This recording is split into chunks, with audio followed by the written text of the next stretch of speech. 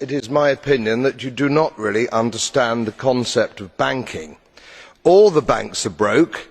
Bank Santander, Deutsche Bank, Royal Bank of Scotland, they're all broke. And why are they broke? It isn't an act of God. It isn't some sort of tsunami. They're broke because we have a system called fractional reserve banking, which means that banks can lend money that they don't actually have. It's a criminal scandal and it's been going on for too long. To add to that problem, you have moral hazard, a very significant moral hazard from the political sphere. And most of the problem starts in politics and central banks, which are part of the same political system.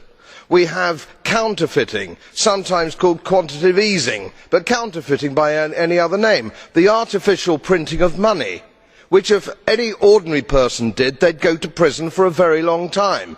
And yet governments and central banks do it all the time.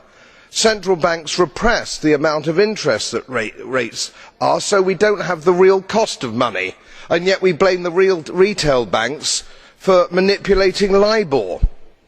The sheer effrontery of this is quite astonishing. It's central banks that manipulate interest rates, Commissioner.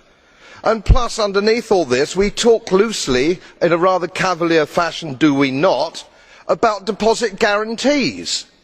So when banks go broke through their own incompetence and chicanery, the taxpayer picks up the tab. It's theft from the taxpayer. And until we start sending bankers, and I include central bankers and politicians, to prison for this outrage, it will continue.